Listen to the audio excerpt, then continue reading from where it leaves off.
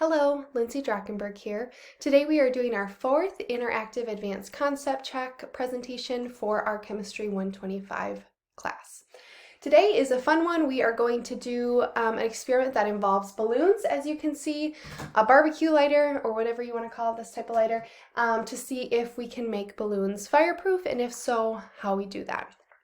Before we get into the actual experiment, as always, we're going to talk briefly about what we know in terms of what this experiment might hold.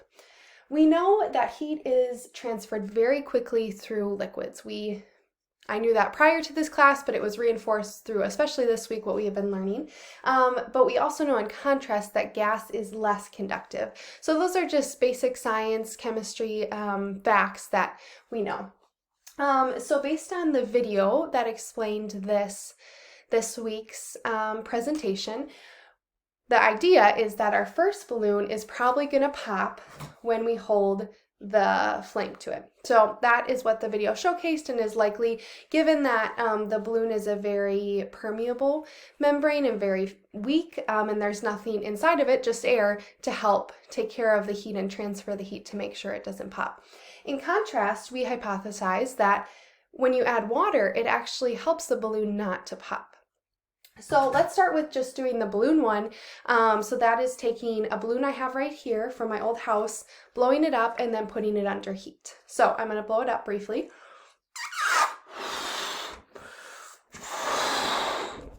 Okay, then we'll tie it off. So again, this is just air, as you saw. Okay, it's probably going to make a pop noise. So I'm going to take this, hold it under. Yep, and it popped. So we know that there was nothing in there to conduct the heat or take care of it. Now we are going to go fill up our second balloon with water. So I will take you over to the sink right over here. Okay, so I already put it on just so it was easier. So I'll be filling it up somewhat with water. Like the video said, we want some water, but not too much. And then I'm gonna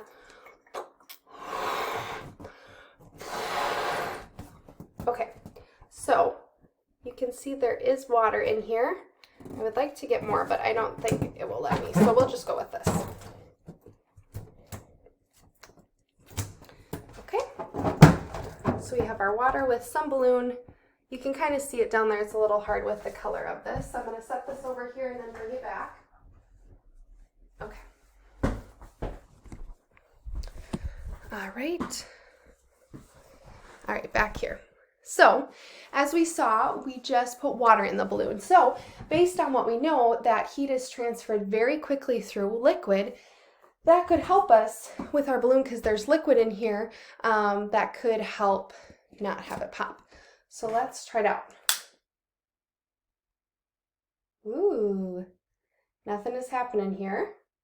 All right, now to showcase what happens up top where there is no water, because you can kind of see the line right there is the water, so just the bottom.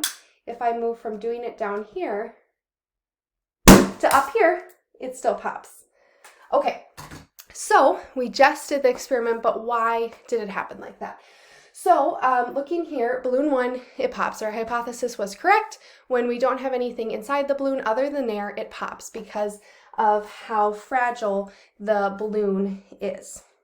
Looking to balloon number two, I hypothesized that water, or I knew that, water is a heat sink and is absorb heat throughout. So having water in the balloon helps absorb the heat that was coming through the lighter. And then, like I said, when I moved the flame up, that's when it popped because it was up to the air portion. So again, why does this happen? What is our idea behind that? So my idea, based on looking at things in the video, is that the more amount of water we have, the greater the heat capacity is. So that means that the more water is in a balloon, the more there is space for heat to absorb because there's more water simply. And what we know is that the water that was closest to the flame, then it began to absorb the heat from the barbecue lighter, and then it would transition up to the cooler water that was at the top, and then it would kind of cycle through, continuing and making sure to absorb all the heat that was coming in. Then the rubber balloon doesn't get very hot because of that. It does get hot though if we have so much heat that the water can't absorb it.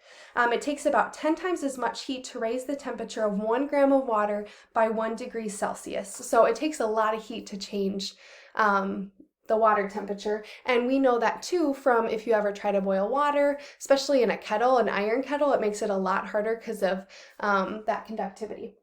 And then, like I said, water absorbs water, is a good conductor and keeps it below boiling point so then it doesn't pop. And then our specific heat and heat capacity matters, especially relative to mass. So that talks again about the amount of liquid we have in there and what the temperature of the water is. So as you can see, we did have a balloon that was not fireproof, and then when we added water, it became fireproof if you held the flame where the water was. Thank you.